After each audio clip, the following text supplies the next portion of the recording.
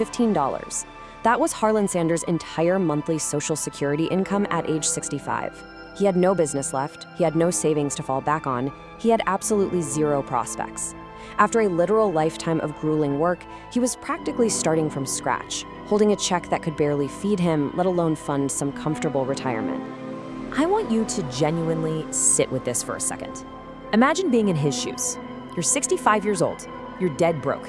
The world is basically telling you your working days are totally over. Do you accept defeat? Do you just throw your hands up and surrender?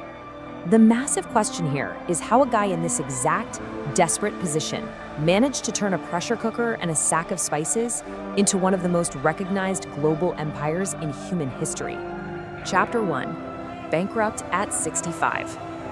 To really understand how he built this empire, we've got to start right at the climax of his desperation. Here is what put him in that nightmare financial state. So by 1956, Sanders had actually built a highly successful restaurant in Corbin, Kentucky. He spent 2 whole decades perfecting it, and then progress just rolled into town. The state announced the route for the new Interstate 75 highway, and it completely bypassed his restaurant, just like that. Through absolutely no fault of his own, his entire customer base vanished overnight. He literally had to auction off the cafe just to pay his outstanding debts, liquidating 20 years of sweat and tears for practically nothing. Let's move to and see how this builds. Chapter 2. A lifetime of failures. You see, this wasn't his first time hitting rock bottom. To understand his incredible resilience at 65, we have to flash back 60 years. Harland was born into grinding, everyday poverty in Indiana. His father died when he was only 5. By age 6, because his mom was working these crazy long shifts at a canning factory, he was baking bread and frying pork chops just to keep his younger siblings from starving. He learned to cook purely for family survival, right? It wasn't some romantic culinary passion. By 12, tension with a new stepdad forced him to leave home completely. And by 39, he had spent 2 decades desperately searching for just a little bit of stability. Honestly, his early career was just a spectacular list of collapses. He was a railroad fireman, a justice of the peace, he ran a steamboat ferry, sold Michelin tires, and even backed a lamp manufacturing venture. The guy had an incredible furnace-like work ethic. He was always moving, always trying something new. But for 20 years, he bounced through these careers with zero lasting success. Something always went wrong. A layoff, a shady partner, a closed plant. It was just constant instability. But here's the thing, through every single one of those collapses, there was one constant. Whenever life knocked him flat, he would cook for whoever was around. And the food, it was always extraordinary. The genuine joy of feeding people was the only thing that consistently brought him praise and happiness.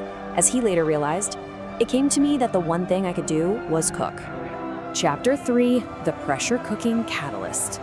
This brings us to the era where his lifelong survival skill finally slammed into actual business innovation. In his late 30s, Sanders was running a gas station in Corbin, Kentucky. Hungry travelers kept asking him where they could get some food.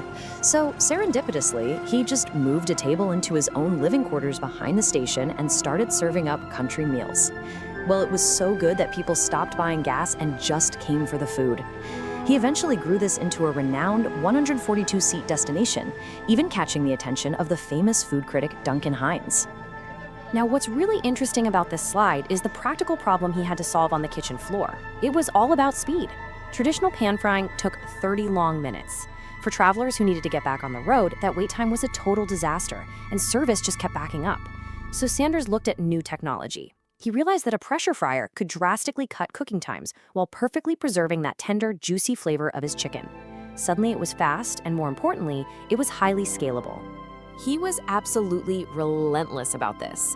He spent years testing ingredients, adding a pinch of this, removing that, recombining things.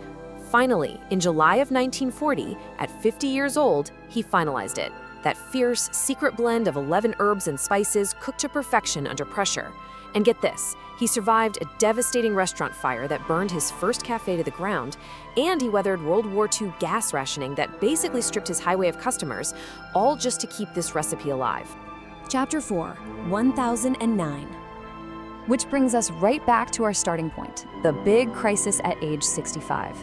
The highway bypass has taken everything, he is completely broke.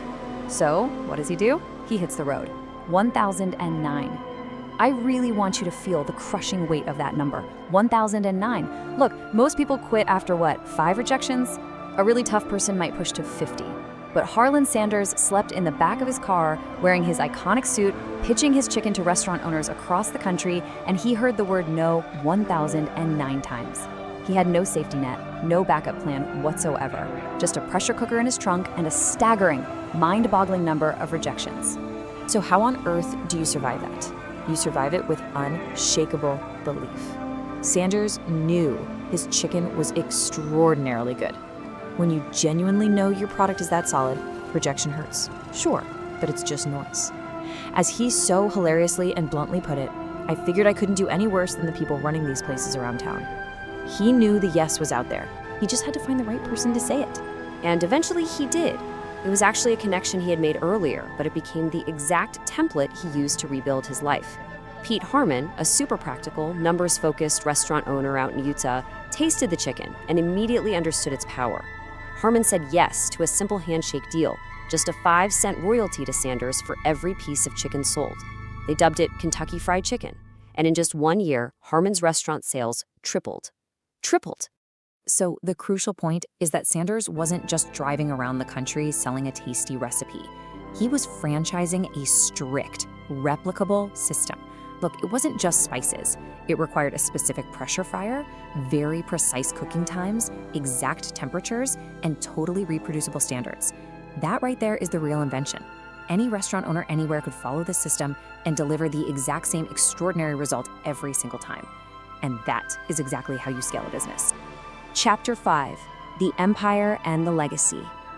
Once that system proved it could triple a restaurant's revenue, the whole dynamic flipped upside down. The man who had spent years endlessly chasing restaurants suddenly had restaurants desperately chasing him. By 1963, there were 600 Kentucky Fried Chicken franchises operating globally. I mean, it was larger than McDonald's at the time. And Sanders, well into his 70s, was driving between locations in a Cadillac, personally checking standards, sampling the food, and demanding absolute perfection from every single kitchen bearing his name. In 1964, at 73 years old, Sanders sold the corporation for $2 million, which is roughly $20 million in today's money. But here is the absolute genius part of the deal. He permanently remained the face of the brand. He didn't go out and hire focus groups to figure out a mascot. He just became himself completely. The white linen suit, the string tie, the walking cane, the unapologetic directness. He turned his authentic, hard-won personality into an irresistible, globally trusted brand image that literally outlives him to this day. And this brilliantly illustrates the contrast of his life. By the time he passed away from pneumonia at age 90 in 1980, KFC had 6,000 restaurants in 48 countries and was pulling in $2 billion in annual sales, from a pathetic $15 a month Social Security check at age 65 to ultimate world-class financial freedom. And he didn't just hoard it. He used that wealth to become heavily philanthropic, adopting orphans, donating to hospitals, and funding charities with the exact same intense focus he used to build his business. Harland Sanders' story is the ultimate proof that your past failures aren't evidence that you should quit. They are the exact education you need to succeed. He found his real beginning at an age when most people stop starting things entirely. So as we wrap up this explainer, I'm going to leave you with this one question to think about. If a 65-year-old broke man can hear the word no 1,000 times, sleep in his car, and still change the world, what's stopping you from getting back in the car?